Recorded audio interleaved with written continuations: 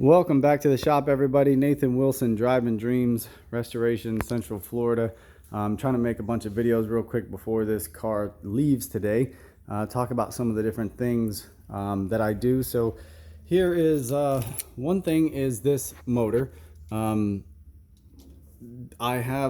used a bunch of different motors. This is actually I think I got that out of the power seat off of another car. So that's the high torque motor, and that's actually a little bit older one. I just got a bucket of motors. Like I said, I've bought so many damn motors over the years trying to get something that works.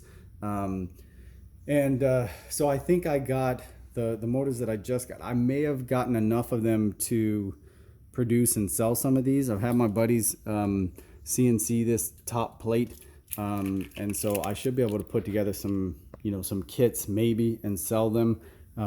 You can get them. The T-Bird Ranch used to sell something real similar to this, but now they've got like a really kind of wonky looking. It's really small. It's like a quarter of that size.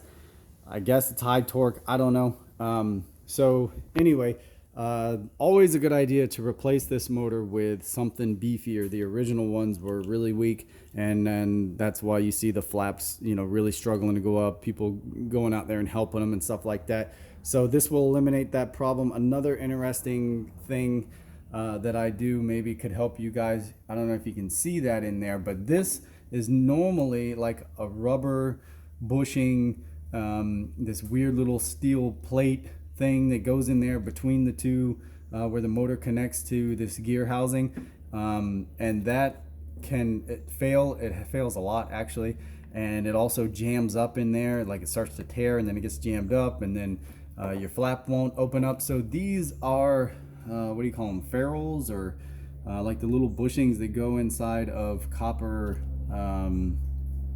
compression fittings. So you just go down to Ace Hardware or whatever, or if you get them online, you get like a bag of 50 for $1 or $2 or some crap like that. And you can just use however many you need for that space. And it holds that piece of metal in there. And I'll probably have to make an addendum to this video to show you guys exactly what I'm talking about if you're not familiar with it. But there's a little piece of metal that spins around, and the centrifugal force, if you don't have that little rubber sleeve, will cause it to fly out and hit the sides. It won't, most of the time won't come out completely. Sometimes it will and ends up in your trunk, but it'll hit these sides. It'll make an awful racket, and then eventually it'll jam up the motor. So that's a solution. Another thing is this 2-button switch. I've been making this for a long time. These are a little weird because I was experimenting around with like the potting mix and stuff, trying to make these like super solid where these connections never come off, which they won't, but it's a little bit ugly. I'm gonna have to replace those.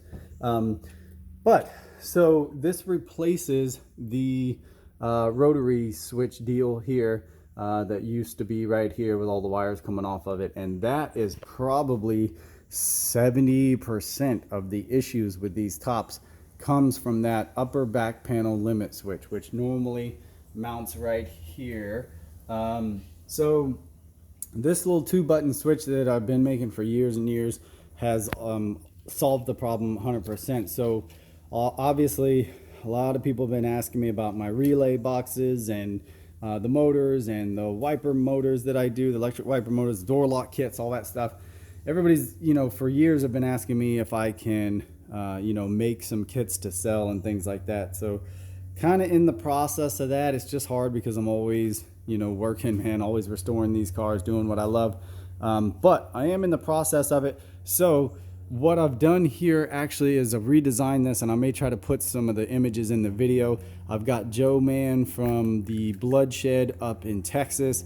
He's helping me with the CAD designs and everything, and he's actually going to be creating that housing. So what it is basically is I've replaced the same idea or whatever, same concept, but these two switches, they actually don't carry a whole lot of current. So I was able to find some like smaller, almost like micro switches, but not really, that can carry 20 amps, and I can fit them in a housing that bolts up here. Because the thing is, everybody wants plug and play, you know, everybody wants something real simple that just plugs in. So, you know, you just want like these. I use basically trailer boat plugs because that's, you know, the same thing. There's 3 4 wire plugs here.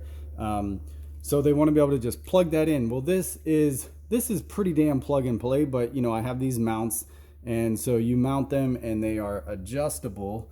I don't know if you can see that. Here, you can see this one a little bit better.